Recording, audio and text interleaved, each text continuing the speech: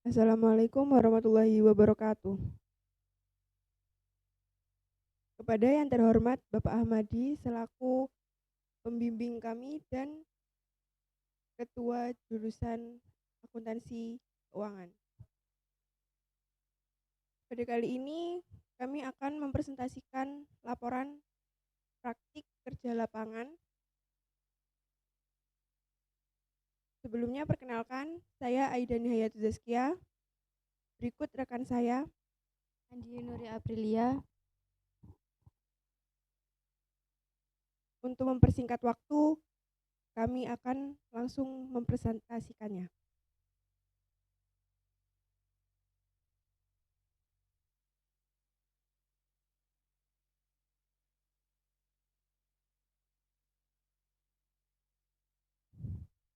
Sebelumnya, kami melaksanakan praktik kerja lapangan di kantor pengawasan dan pelayanan Bea dan Cukai tipe Madya Pabian C, Jember, yang beralamatkan Jalan Kalimantan, nomor 33, Kerajaan Timur, Sumbersari, Kecamatan Sumbersari, Kabupaten Jember, Jawa Timur.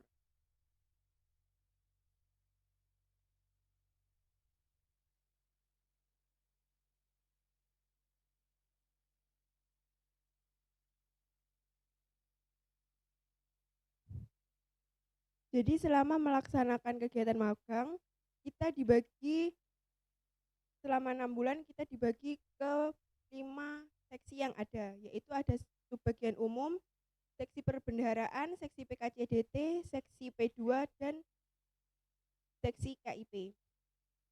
Yang pertama kami akan mempresentasikan kegiatan kami ketika berada di subbagian umum. Yang pertama, ketika kami baru datang, kami akan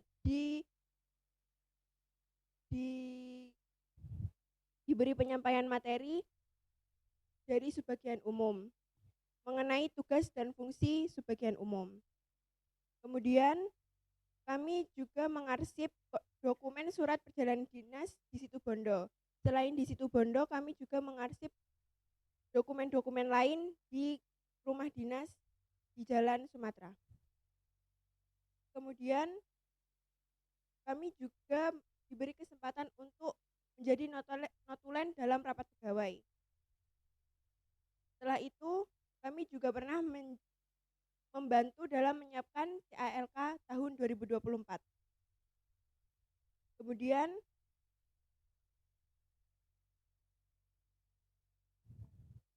kami membuat data sertifikat pegawai. Dan yang terakhir adalah menyiapkan lembar absensi dari mahasiswa dan siswa magang yang ada di kantor Bea Cukai.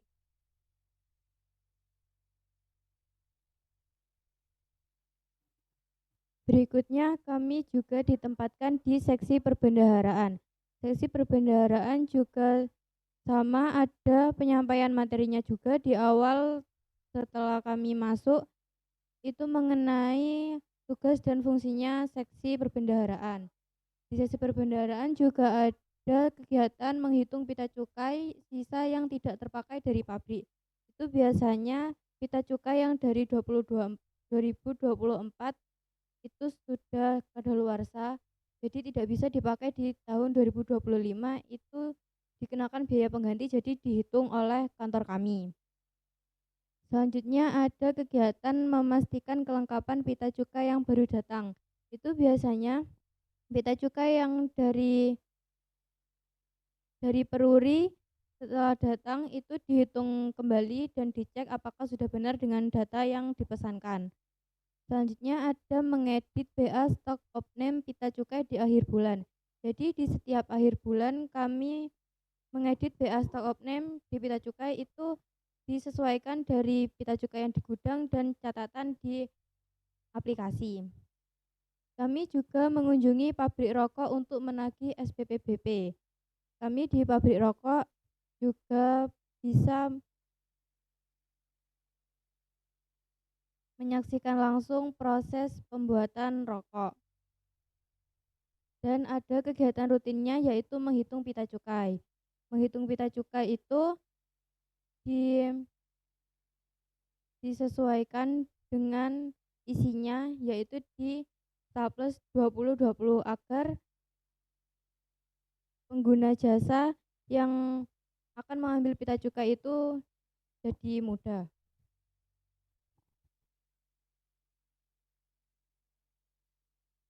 Selanjutnya adalah seksi PKCDT. Seperti seksi-seksi sebelumnya, pada seksi PKCDT juga kita diberi penyampaian materi tentang ekspor impor dan juga tugas dan fungsi dari seksi PKCDT. PKCDT adalah singkatan dari pelayanan kepabeanan dan cukai dan dukungan teknis. Kegiatan yang kami lakukan adalah pemeriksaan lokasi pabrik rokok baru di Bondowoso. Jadi sebelum mendapatkan NPPBKC atau nomor pokok berusaha barang kena cukai, pabrik untuk melengkapi dokumennya harus salah satunya adalah melaksanakan pemeriksaan lokasi. Kegiatan kedua adalah pelayanan administrasi ekspor di pabrik. Jadi pelayanan ini merupakan salah satu tugas dari bagian klinik ekspor. Kemudian kami juga berkunjung ke hanggar kawasan berikat. Jadi kawasan berikat adalah suatu pabrik yang memproduksi barang kena cukai, namun mendapatkan kebebasan dari pajak tersebut dikarenakan barang dan bakunya merupakan barang impor dan kemudian setelah diproduksi langsung diekspor lagi. Jadi pabrik tersebut merupakan pabrik yang hanya bekerja jasanya saja. Kemudian kami juga pernah mengikuti penyegelan truk untuk pengiriman produksi dari PT Natobin. Untuk kenapa disegel? Karena pabrik PT Natobin ini juga tidak membayar cukai. Sedangkan yang diangkut adalah barang hasil dari tembakau. Kemudian kita juga pernah membantu untuk membuat laporan keuangan dari PT Villager Tobacco Indonesia.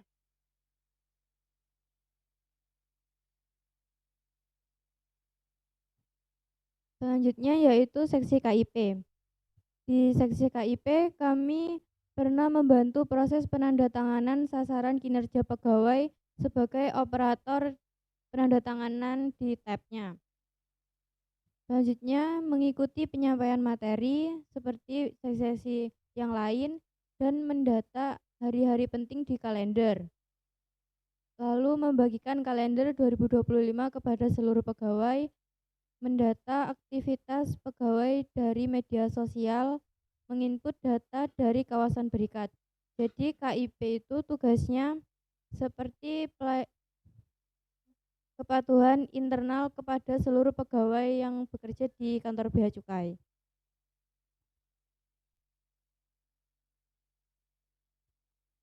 Kemudian seksi yang terakhir adalah seksi P2.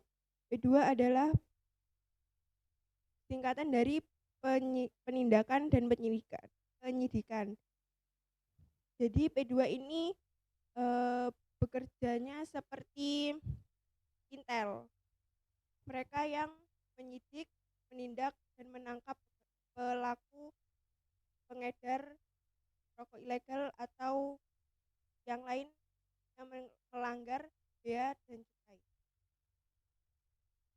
Kegiatan yang kita laksanakan adalah mencacah barang hasil tegahan berupa rokok ilegal, menghitung kerugian negara dari kasus rokok ilegal, seperti seksi-seksi sebelumnya juga, kita akan mendapatkan penyampaian materi dari seksi P2.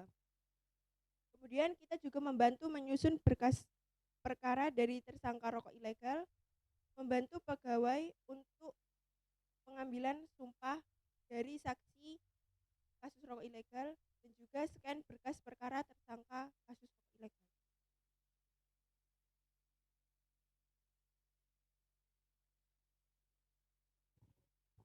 Di sana kami juga berkegiatan sebagai PIC UMKM.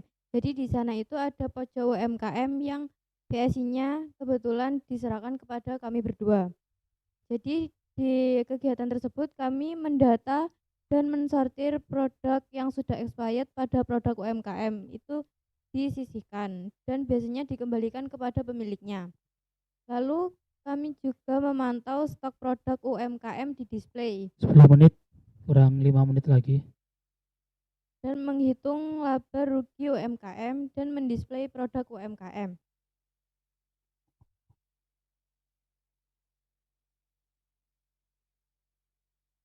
Berikut merupakan sebagian kecil dari dokumentasi kita.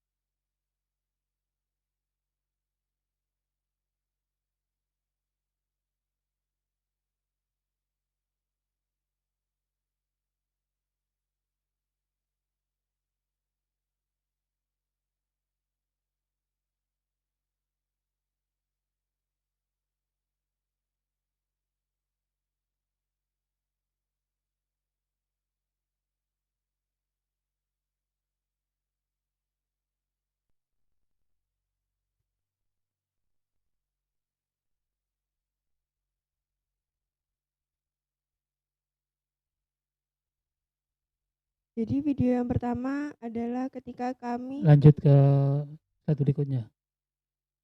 Habis. Ya. Kita sudah 12 menit. Saya lanjutkan untuk pertanyaan ya. Karena kita hanya punya waktu 15 menit. Satu yang ingin saya tanyakan, kalian PKL dari hari apa ke hari apa aja? Durasi PKL-nya? hari Senin sampai hari Jumat.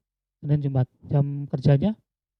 Untuk jam kerja hari Senin sampai Kamis kita masuk setengah 8 dan pulang jam 5. Tapi waktu hari Jumat karena ada kegiatan olahraga jadi kami harus sudah ada di kantor mulai jam 6 pagi. Jam 6, pulangnya jam? Tetap jam 5. Jam 5. Oke. Kemudian yang ingin saya tanyakan juga kegiatan pagi. Itu SOP-nya seperti apa ketika kalian PKL? Apakah sama seperti pegawai di sana atau beda? Jadi setiap hari Jumat itu kan ada olahraga rutin. Nah, olahraga rutin itu setiap sebulan sekali ada olahraga rutin setiap bersama dari pegawai dan juga mahasiswa dan siswa PKL. Jadi SOP-nya itu satu kali dalam 1 bulan olahraganya bersama dan yang 3 kalinya itu olahraganya bebas asal olahraga dan jam olahraganya itu dari jam 6 pagi sampai jam 9. Oke. Satu yang ingin saya tanyakan juga mengenai apa yang selama ini kan ketika saya sempat monitoring ke sana ada apresiasi bagus sih dari sana, salah satunya ketika kalian bantu untuk kegiatan entah menggunakan dokumen apa ya, kayak bikin video apa gitu loh yang.